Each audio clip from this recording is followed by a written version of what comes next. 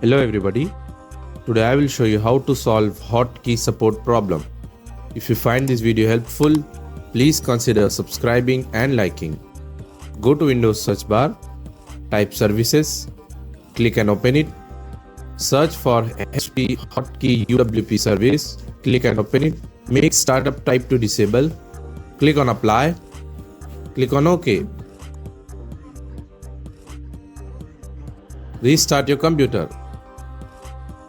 After restarting, open Chrome browser. Copy the link from description and paste it.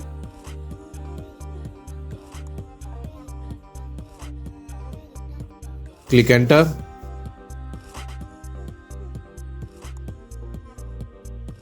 The file will get downloaded. After downloading, open and install it.